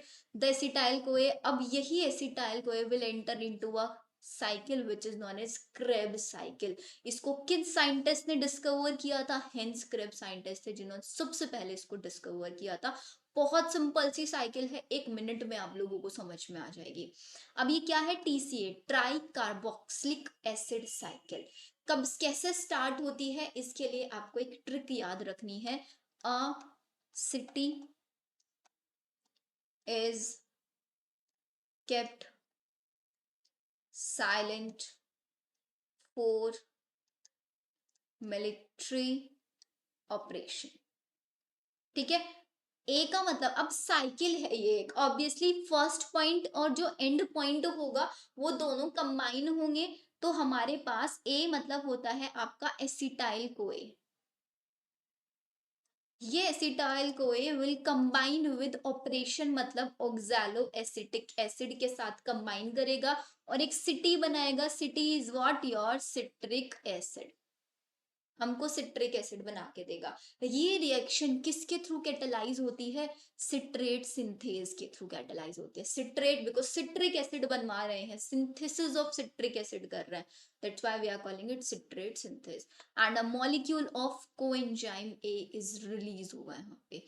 फिर इस सिट्रेट से इज बनवाया, इज मतलब इसी का आइसोमर आइसोसिट्रेट। फिर 2 सक्सेसिव स्टेप्स होंगे डीकार्बोक्सिल, लगातार 2 बार हमारे पास डीकार्बोक्सिलेशन होगा। कैप्ट का मतलब होता है अल्फा कीटो ग्लूटारिक एसिड, ये लिखा हुआ है हमारा यहाँ पे। क्या होगा, आइसोसिट्रेट से जब अल्फा कीटो ग्लूटारेट बनेगा, यहाँ पे भी एक CO2 रिलीज होगा। फिर अल्फा कीटो ग्लूटारेट से हमारे पास सबसे पहले सक्सिनाइल कोए बन के आएगा, यहाँ पे भी एक CO2, 2 लगातार स्टेप में CO2 रिलीज हो रहा है। और यहीं पे 2 लगातार स्टेप में हमारे पास NaDH2 भी बन के आएगा। ये भी आपको याद रखना है, पूरी साइकिल आप लोग इसको देख सकते हैं। देखो पूरी साइकिल आप लोगों को मैं दिखाती हूँ। सबसे पहले वी हैव पायरुवेट, पायरुवेट में लिंक रिएक्शन कराया, एसिटाइल को ये बनवा दिया, यहाँ तक सिंपल। 2 कार्बन कंपाउंड है। ऑक्सैलो एसिटिक एसिड के साथ कंबाइन किया, 4 कार्बन कंपाउंड सिट्रेट बना with the help of enzyme citrate synthase. Then इसका हमने आइसोमर बनवाया, आइसोसिट्रेट, वो इन्होंने नहीं लिख के दिया हुआ है। फिर आइसोसिट्रेट से हमारे पास अल्फा कीटोग्लूटारेट, 2 सक्सेसिव स्टेप्स पे डीकार्बोक्सिलेशन हुआ, एक CO2 ये रिलीज हुआ, एक CO2 रिलीज हुआ। CO2 अकेले रिलीज नहीं होता, अपने साथ एनर्जी लेके आता है, बिकॉज किसी चीज को कैप्ट करने में ट्रिक क्या थी, अ सिटी इज केप्ट, रखने में ज्यादा मेहनत लगेगी हमको, तो इसलिए मेहनत ज्यादा लग रही है तो एनर्जी ज्यादा लगेगी, इसीलिए हमारे पास यहाँ पे एनर्जी आती है। फिर अल्फा कीटोग्लूटारेट से सबसे पहले हमारे पास बन के आएगा सक्सिनाइल कोए, जो इन्होंने नहीं लिख के दिया हुआ है। उस सक्सिनाइल कोए से वाले स्टेप में अब मैं आप लोगों को इसको बना के दिखाती हूँ यहाँ पे शॉर्ट वाले वे में। सबसे पहले हमारे पास स्टार्ट कर रहे हैं एसिटाइल कोए से, ठीक है। It is getting combined with oxaloacetate. सबसे पहले I am getting citrate and then isocitrate and then आपका alpha ketoglutarate, alpha ketoglutarate and then we will get succinyl CoA. तो हमारे पास सक्सिनाइल कोए आएगा एंड देन सक्सिनाइल कोए के बाद हमारे पास आएगा succinate. Then trick, a city is kept silent, silent में 2 succinyl succinate is kept silent for fumarate, military malate, operation oxaloacetate, ऐसे याद रखना है, ठीक है। अब अल्फा कीटोग्लूटारेट, किसी चीज को कैप्ट रखने में ज्यादा मेहनत लगेगी, CO2 और एक CO2 इधर, सेम NaDH2, इधर भी NaDH2 हुआ। अब सक्सिनाइल से सक्सिनाइल बिल्कुल सेम सेम है, एसएस। तो जो एनर्जी होती है एटीपी, उसी के सेम एक और फॉर्म होती है GTP, adenosine triphosphate guanosine triphosphate. तो यहाँ पे एक सेम स्टेप पे एक जीटीपी रिलीज होके आता है, ठीक है। अब फ्यूमारेट में साइलेंट 4, फ्यूमारेट क्या करेगा, एनर्जी रिलीज करेगा बट अपनी फॉर्म में रिलीज करेगा, और हमारी एनर्जी की एक फॉर्म होती है फ्यूमारेट वाली ही, FADH2। मैलेट में मिलिट्री कोई एनर्जी, बिकॉज वो गवर्नमेंट होता है, उनको कुछ नहीं चाहिए। ऑक्सैलो एसीटेट, ऑक्सैलो एसीटेट में अगेन हमको एक NaDH2 मिलेगा। अब बताओ एक साइकिल में हमको कितनी NaDH2 मिल रहे हैं, we are getting 3 NaDH2 and we have 2 acetyl CoA. तो इस साइकिल को हमको 2 टाइम्स रन कराना पड़ेगा। तो इस साइकिल का टोटल गेन क्या हुआ हमारे पास, इस साइकिल का टोटल गेन मेरे पास हुआ आपका 3 NaDH2, 3 2 जा 6 NaDH2, तो total is 6 NaDH2 plus 2 GTP मेरे को मिल रहा है, प्लस 2 ही FADH2 मेरे को मिल रहा है। 2 CO2 मिल रहा है, इंटू 2 कर दो 4 CO2। आ गया समझ में यहाँ तक? चलो अब यहाँ पे हमको समझ में आ गया है। अब आपको साइकिल समझ में आ जाएगा, सक्सिनाइल कोए, फिर सक्सिनाइल कोए आपका ये बोल रहा है साइकिल कंटिन्यू होगी, सक्सिनाइल कोए सक्सिनेट में जहाँ पे एक जीटीपी मॉलिक्यूल सिंथेसाइज होगा एंड इसको सबस्ट्रेट लेवल फॉस्फोराइलेशन जो बताया था ना फर्स्ट सेल री ग्लाइकोलाइसिस में, तो जब यहाँ पे जीटीपी मिल रहा है ये हमारा SLP स्टेप है, this is a SLP step. Succinate से जब हम फ्यूमरेट बनवाएंगे, एक एंजाइम यहाँ पे यूज होता है which is known as succinate dehydrogenase. अब ये एंजाइम क्यों इतना इंपॉर्टेंट है, बिकॉज ये एंजाइम कहाँ रहता है, इनर मेम्ब्रेन ऑफ माइटोकॉन्ड्रिया में रहता है, माइटोकॉन्ड्रिया की इनर मेम्ब्रेन में, और ये साइकिल किधर चल रही है, मैट्रिक्स में। तो इंपॉर्टेंट हुआ या नहीं हुआ, हमारा काम करने के लिए इनर मेम्ब्रेन से आ रहा है, तो याद रखना है इसलिए इसको हमको, ठीक है। In a coupled reaction GTP जो होता है वो convert, GTP is converted to GTP with the simultaneous, ऐसे ही आपका एटीपी का सिंथेसिस होता है किससे, एडीपी से। 3 स्टेप है जहां पे हमको NADH मिल रहा है, और एक स्टेप है जहां पे आपको FADH2 मिल रहा है। कंटिन्यू आपका acetyl CoA via the TCl require the continue replenishment of oxalo acetate, उसको कंटिन्यूअसली चाहिए चाहिए। So the first member of the cycle कौन, ऑक्सैलो एसिटिक एसिड। ये हमारे पास पूरा का पूरा इसका समरी, अब ये बहुत कम बच्चों को समझ में आता है। ये जो समरी इन्होंने लिख के दिया हुआ है ना बच्चों, ये समरी बहुत इंपॉर्टेंट है। ठीक है, अब ये इन्होंने इस समरी में गलती क्या किया है, इन्होंने एक पाइरुविक के लिए दिया है। ठीक है, एक पाइरुविक के लिए दिया हुआ है इन्होंने, ये दो के लिए नहीं दिया हुआ, और इन्होंने इसको क्रेब्स साइकिल का नहीं, क्रेब और लिंक दोनों का कंबाइन करके दिया हुआ है। तो हमको पता है एक पाइरुविक एसिड से जब लिंक रिएक्शन में जाता है तो एक NADH मिलता है, और एक क्रेब्स साइकिल में 3 NADH, तो टोटल कितने NADH हो गए, 4। एक हमको इसमें लिंक रिएक्शन में CO2 निकलता है और दो इधर निकल रहे थे, तो टोटल कितने CO2 हो गए, 3 CO2 हो गए। एक FADH2 आ रहा है, जीटीपी इन्होंने जीटीपी की जगह पे ATP लिख के दे दिया। 4 NADH, 3 इधर के एक लिंक वाला, 2 H2O निकल रहे हैं वो इन्होंने लिख के दे दिया। ये ATP बन रहा है, ADP, FAD पॉजिटिव से FADH2 वो लिख के देते हैं ये, क्योंकि पूरा माइटोकॉन्ड्रिया मैट्रिक्स में जो रिएक्शन चल रही है वो इन्होंने लिख के दिया है। सिंपल। चलो, we have till now seen that glucose broken down to release CO2 and 8 molecules of NADH plus है। 8 क्यों बोल दिया अब इन्होंने इसको 4 into 2 करके 8 बना दिया, दो मॉल, क्योंकि ग्लूकोज के लिए बात कर रहे हैं ये, यहाँ पे सिर्फ पायरुविक एसिड के लिए लिख के दिया हुआ, अब ग्लूकोज की बात कर रहे हैं। 2 FADH2 बनेंगे एंड हमारे पास 2 ही ATP बनेंगे TCA साइकिल में। You may be wondering why we have been discussing respiration at all, neither oxygen has come into the picture। Oxygen अब तक पिक्चर में आया ही नहीं। क्यों ऑक्सीजन अब पिक्चर में नहीं आया, बिकॉज ऑक्सीजन का रोल अब हम आगे देखेंगे। Then from is large number of ATP has been synthesise, what is the role of, अब ये जो NADH FADH बन के आए हैं, अब इनके अंदर ऑक्सीजन का रोल आने वाला है। कैसे वो रोल आएगा उसको बहुत अच्छे से हम लोग समझ के चलेंगे, क्योंकि मेरे पास ये जो अब NADH प्लस H पॉजिटिव आया है, अब ये ऑक्सीडाइज होना शुरू होंगे। क्या करेंगे ये, NAD positive plus 2H positive plus 2 electron, ये माइटोकॉन्ड्रिया जैसे ही ये NADH2 बनते जाते हैं ना मैट्रिक्स में, ये एकदम ऑक्सीडाइज होते चले जाते हैं। इनका सेम टाइम पे साइमल्टेनियसली ऑक्सीडेशन करके ये NAD positive 2H positive plus 2 electron ये बनाते हैं। सेम आपका ये चल रहा है, FADH प्लस H पॉजिटिव आपका ये बना रहा है FAD positive plus 2H positive plus 2 electron. और ये जो NAD पॉजिटिव प्लस, अब इतने सारे NAD पॉजिटिव कहाँ से लाएंगे, ये वापस से गेट बैक टू साइकिल्स में चले जाते हैं, साइकिल के अंदर एंटर होते चले जाते हैं। अब हमको पूरा का पूरा ETS समझ के चलना है कि एग्जैक्टली ETS में हो क्या रहा है। देखना जरा, ये मेरा अभी क्या है, दिस इज माई माइटोकॉन्ड्रिया। अभी मैंने ये माइटोकॉन्ड्रिया बनाया है। माइटोकॉन्ड्रिया का जो इनर मेम्ब्रेन होता है उसके अंदर ऐसे को थोड़ा सा सुंदर सा बनाता है। ये आपका इनर मेम्ब्रेन आपका इमेजिनेशन होता है, जिसको वी कॉल देम क्रिस्टा। ठीक है ना, अभी लग रहा है कुछ कुछ माइटोकॉन्ड्रिया है ना। अब क्या हुआ, जैसे ही आपको पता, अब टोटल कितने NADH आए इधर से काउंट कर लो, 2 से ग्लाइकोलाइसिस से आए थे और 8 इधर हो गए, तो टोटल आई हैव 10 NADH2 और कितने FADH2, 2 FADH2। अब ये दोनों के दोनों एंटर हुए मैट्रिक्स में माइटोकॉन्ड्रिया के, जैसे ये मैट्रिक्स में आए हैं, बिकॉज मैट्रिक्स में बन रहा है कुछ कुछ, तो मैट्रिक्स में ये आपके डायरेक्ट ऑक्सीडाइज हो रहा है, और ये NADH FADH रिसाइकल बैक होते जा रहा है। अब क्या होगा, ये H पॉजिटिव यहाँ पे एक्यूमुलेट होते जा रहा है, तो मैट्रिक्स का जो प्रोटॉन ग्रेडियंट है वो बढ़ता जा रहा है।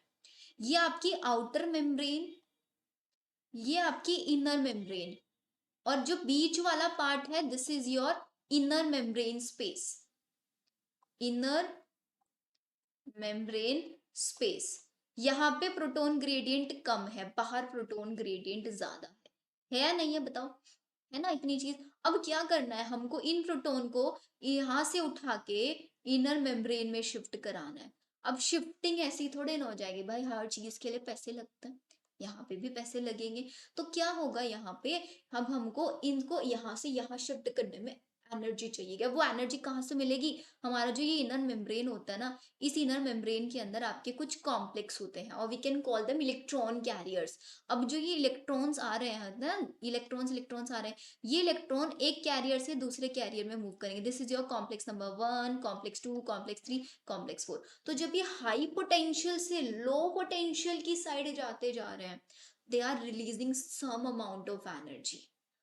1 कॉम्प्लेक्स से 2, 2 से 3 ऐसे जा रहे हैं, अपने अंदर से कुछ अमाउंट ऑफ एनर्जी रिलीज कर रहे हैं। उसी एनर्जी का यूज करके हम लोग इन प्रोटॉन को शिफ्ट कर देंगे। कहाँ? मैट्रिक्स से इनर मेम्ब्रेन स्पेस में। और फिर we have complex number 4, sorry complex number 5 है। जो कॉम्प्लेक्स नंबर 5 क्या करेगा? आपका इनर मेम्ब्रेन स्पेस से प्रोटॉन्स को उठाएगा और उठा के वापस मैट्रिक्स में शिफ्ट करेगा। और इस शिफ्ट में हमको एक ADP plus inorganic phosphate combine करके एटीपी बनवाएगा। बिकॉज हमने बोला था चैप्टर के स्टार्टिंग में, हमको एटीपी सिंथेसाइज करवाना है। जो इतनी एनर्जी रिलीज होके आएगी, इसको यूज करके हमें एटीपी बनवाना है। करवाना है नहीं करवाना है, अभी हम देख रहे थे, इन्होंने एरोबिक रेस्पिरेशन कुछ स्टेप्स लिखे थे कि यहाँ पे प्रोटॉन्स बनेंगे, यहाँ पे आपके एच पॉजिटिव्स बन रहे हैं, उन्हीं एच पॉजिटिव्स का तो यूज कर रहे हैं। अब ये 2 एच पॉजिटिव्स को एक साथ ट्रांसफर करेगा। 2 एच पॉजिटिव को जब ये ट्रांसफर करेगा, it will give us 1 molecule of ATP. एक एटीपी बना के देगा। और वी वेरी वेल नो कि एक NADH हमको कितने एटीपी देता है? 2 एटीपी देता है। एक FADH हमको कितने एटीपी देता है? 2 एटीपी। मतलब एक NADH 3 एटीपी, FADH 2 एटीपी, और GTP से तो हमको पता ही है, ये तो एक ही एटीपी बना के देता है। बताओ, यहां तक सबको समझ में आया चीज क्या हो रहा है? एक बार फिर से रिकैप समझ लो क्या हुआ है यहाँ पे। ETS is just like a bank. ठीक है, हमारे पास जो अभी पैसे हैं वो चेक की फॉर्म में है। अब what I need to do कि मुझे उस चेक को जाके बैंक में जाना है और सबमिट करना है। और वहां पे होता है ना कि एक काउंटर से दूसरे काउंटर आपको शिफ्ट करते चले जाते हैं। एक ने साइन किया, फिर दूसरे ने, फिर थर्ड ने, ऐसे फिर एंड में हमको कैश मिलता है। बिल्कुल ऐसे ही है। 1 कॉम्प्लेक्स से 2, 2 से 3, 3 से 4 शिफ्ट करेंगे, और फिर एंड वाला काउंटर होगा जो हमारा चेक ले लेगा, हमारे एच पॉजिटिव ले लेगा और हमको रिटर्न में एनर्जी बना के दे देगा।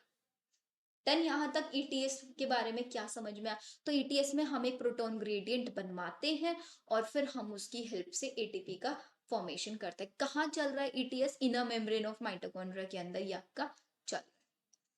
अब देखो ETS को क्या बोल रहा है? ETS को ही हम ऑक्सीडेटिव फॉस्फोराइलेशन बोलते हैं। यहाँ पे बच्चों को समझ में नहीं आता क्यों ऑक्सीडेटिव, बिकॉज हम लोग यहाँ पे ऑक्सीडेशन के थ्रू जो H पॉजिटिव इलेक्ट्रॉन्स मिल रहा है, उनकी हेल्प से फोस्फोराइलेशन मतलब सिंथेसिस ऑफ एटीपी करा रहे हैं।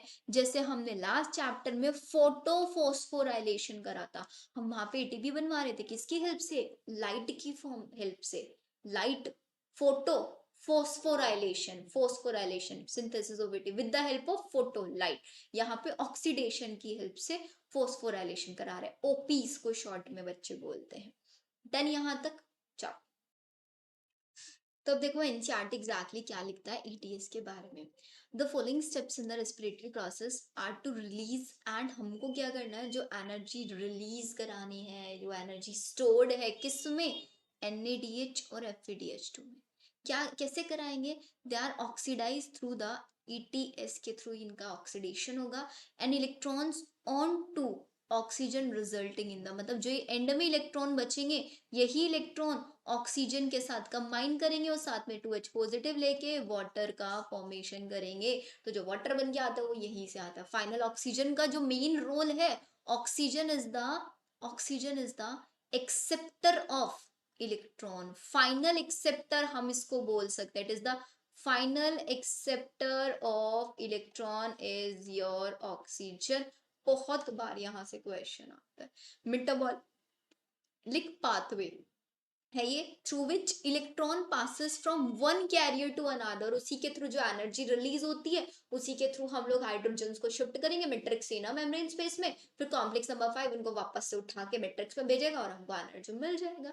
This present in the mitochondrial membrane. Electron from NAD, अभी देखो इतना कॉम्प्लिकेटेड इसको बना के दे देंगे, और मैंने आपको बहुत शॉर्ट में ये चीज समझा दी है पूरी की पूरी कि भाई क्या कर रहा है, present in the mitochondrial matrix during citric acid cycle oxidised by an NADH dehydrogenase. अभी क्या करेगा, हमारा जो कॉम्प्लेक्स नंबर 1 है, complex number 1 is your FMNFES।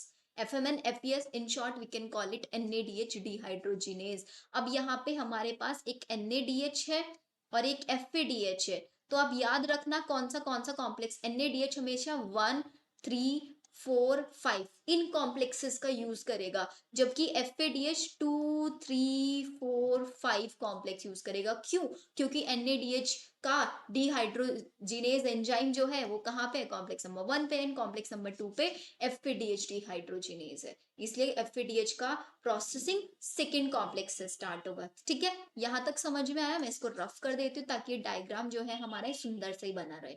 Complex number 1, electrons are then transfer to ubiquinone. अब ये यूबिक्विनोन कौन आ गया भाई, ये यूबिक्विनोन कुछ नहीं है, कॉम्प्लेक्स नंबर 1 के बाद डायरेक्ट कॉम्प्लेक्स नंबर 3 में जाना है, तो इनके बीच में गैप बहुत ज्यादा है, तो हम यहाँ पे मोबाइल इलेक्ट्रॉन कैरियर का यूज करेंगे, वो मोबाइल इलेक्ट्रॉन कैरियर है यूबिक्विनोन। ठीक है, लोकेटेड कहाँ पे, इनर मेम्ब्रेन के अंदर ही होता है माइटोकॉन्ड्रिया की। ये क्या करेगा, it receive reducing equivalent via FADH2 and that is generated during oxidation of succinate in the citric acid cycle में। हमको पता है FADH2 कहाँ बना था, सक्सीनेट से मेलेट बनवाते टाइम, उसी की बात ये कर रहा है। एंड द रिड्यूस्ड यूबिक्विनोन, यूबिक्विनोन या फिर यूबिक्विनोल इज देन, अब ये यूबिक्विनोन ने क्या किया, इलेक्ट्रॉन एक्सेप्ट कर ला, gain of electron is the reduction, ये रिड्यूस हो गया, एंड देन आगे ट्रांसफर करेगा इलेक्ट्रॉन को, किसको, कॉम्प्लेक्स नंबर 3, कॉम्प्लेक्स नंबर 3 को ये ट्रांसफर करेगा, this is your complex number BC1।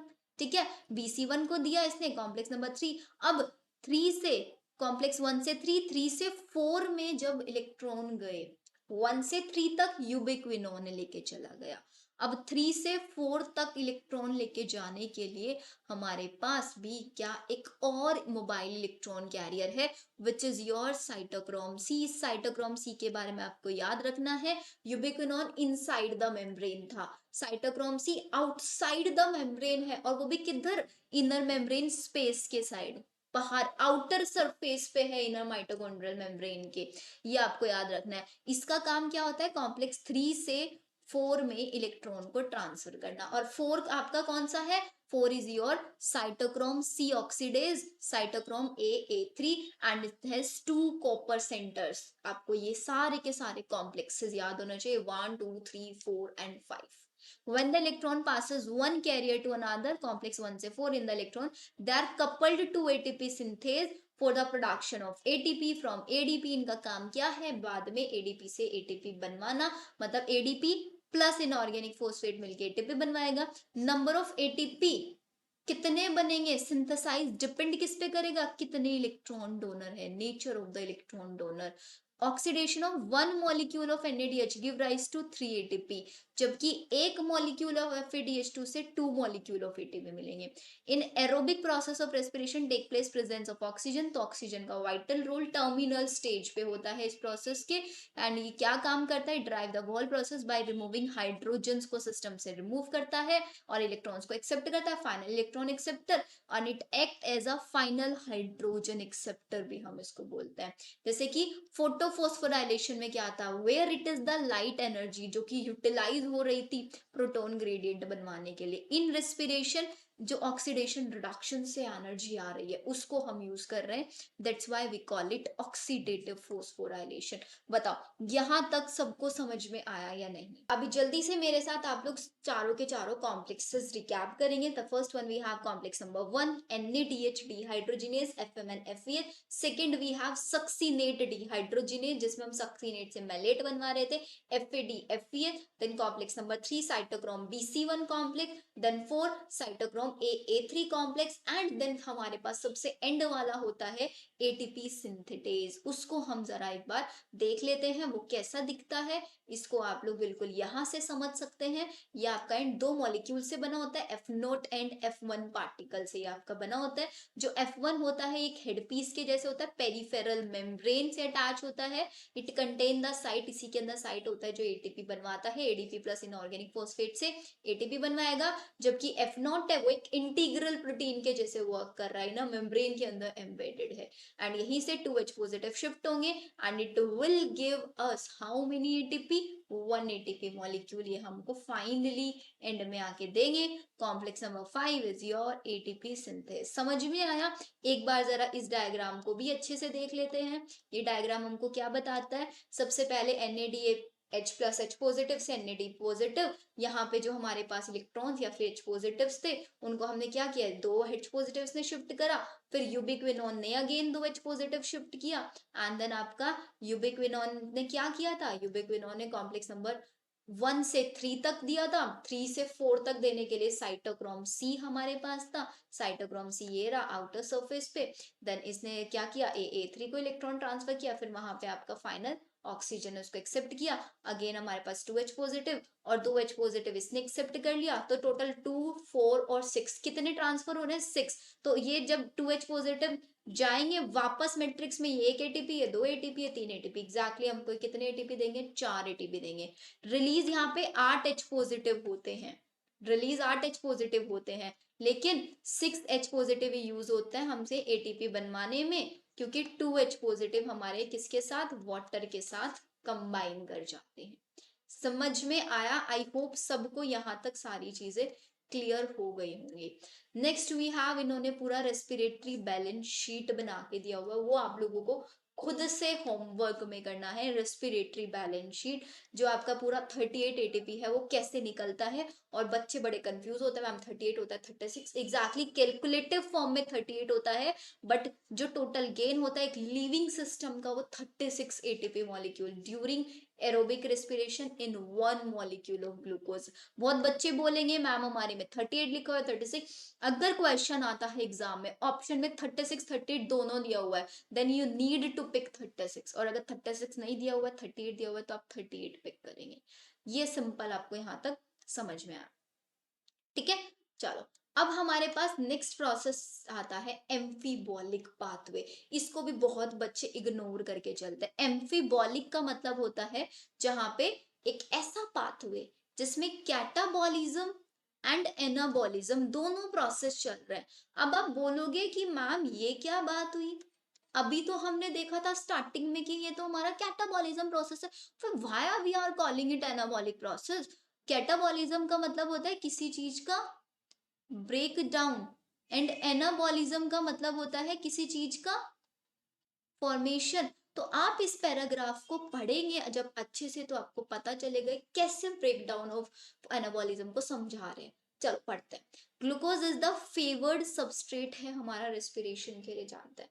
All carbohydrate are usually सबसे पहले किसमें कन्वर्ट होंगे, ग्लूकोज में, देन हम उनको रेस्पिरेशन के लिए यूज करेंगे। अदर सबस्ट्रेट हम उनको भी यूज कर सकते हैं, but they do not enter the respiratory pathway first step पे, नहीं डायरेक्टली होंगे। फैट को हमें सबसे पहले किसमें, ग्लिसरॉल और फैटी एसिड में कन्वर्ट कराना पड़ेगा। If fatty acid were to be respired, they first to be degraded into acetyl CoA and then वो क्रेब्स साइकिल में एंटर होगा। Glycerol would enter the pathway after being converted into PGL में उसको convert कराना पड़ेगा। Then आपका जो protein है उसको भी हमको डिग्रेड कराना पड़ेगा पहले अमाइनो एसिड्स में आफ्टर डीएमिनेशन, एंड देन उसी बेसिस पे फिर हमको उससे एसिटाइल कोए बनवा के उसको क्रेब्स साइकिल में लेके जाना पड़ेगा। हमने बोला था ना रेस्पिरेटरी सबस्ट्रेट 3 है, कार्बोहाइड्रेट, प्रोटीन, फैट। तो दे आर सेइंग कि फैट को डायरेक्टली उससे हम स्टार्ट नहीं कर सकते, उसको ग्लिसरॉल फैटी एसिड में हमको ब्रेक करना पड़ेगा। अगर हम प्रोटीन यूज कर रहे हैं तो उसको अमाइनो एसिड में हमको ब्रेक करना पड़ेगा, जो आगे इन्होंने साइकिल भी दिया। सिंस रेस्पिरेशन के अंदर हम सभी चीज का ब्रेक डाउन करा रहे हैं तो सिंपली हम इसको कैटाबॉलिज्म बोल रहे हैं, तो ये कैटाबॉलिक बात है। बट क्या ये अंडरस्टैंडिंग करेक्ट है? अब आप बोलोगे मैम करेक्ट तो है, नहीं है करेक्ट। क्यों नहीं, अभी समझ में आएगा। We have discussed above at which point in the respiratory pathway different substances would enter if they were to be respired and used to drive energy.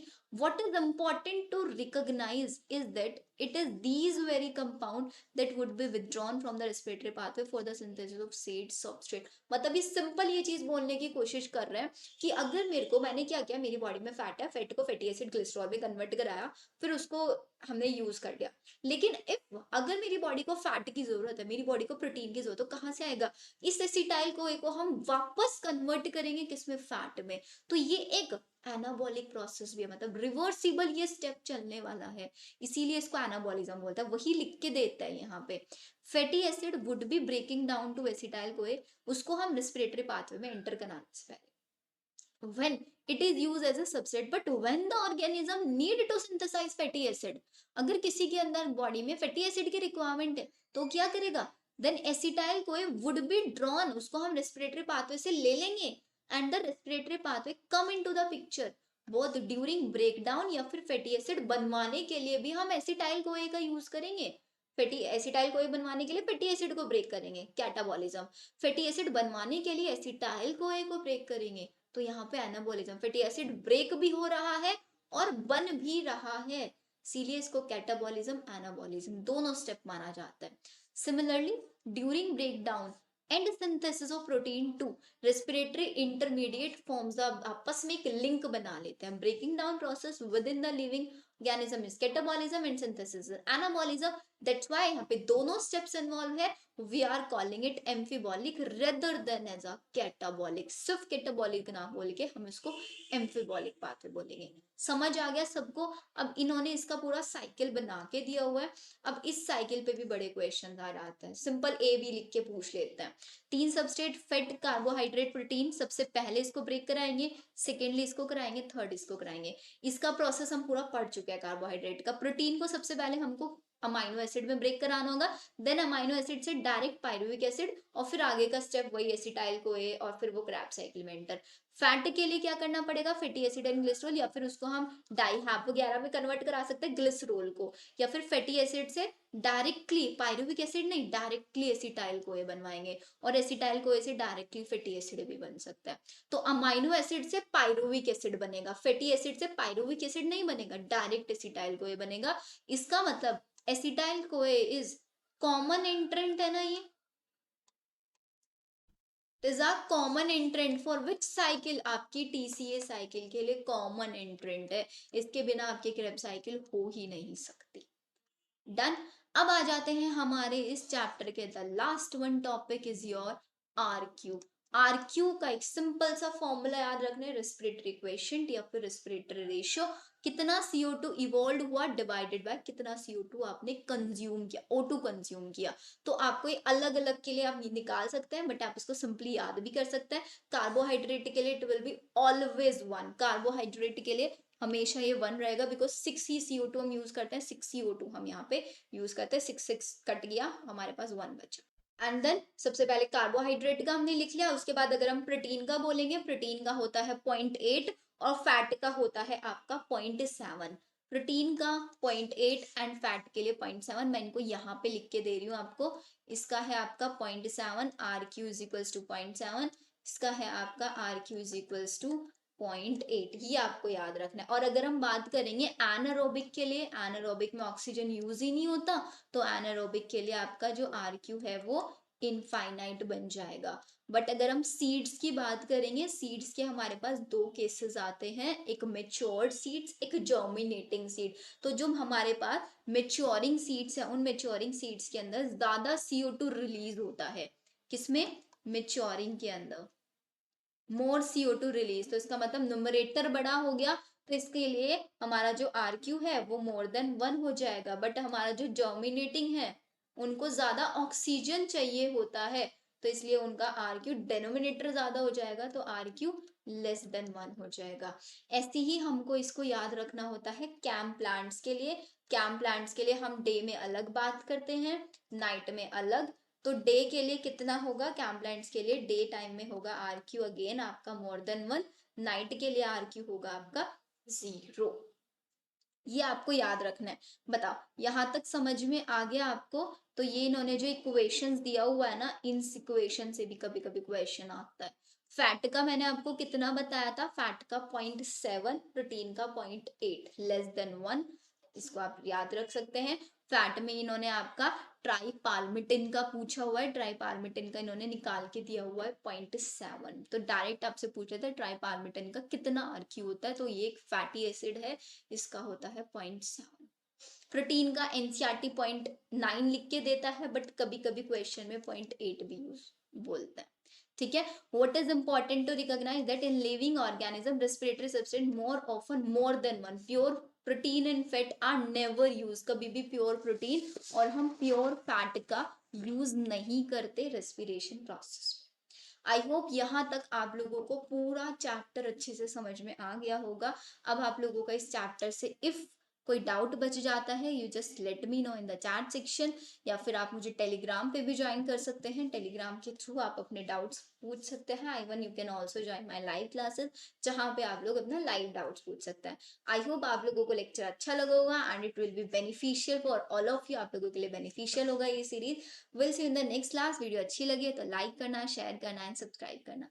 Bye everyone.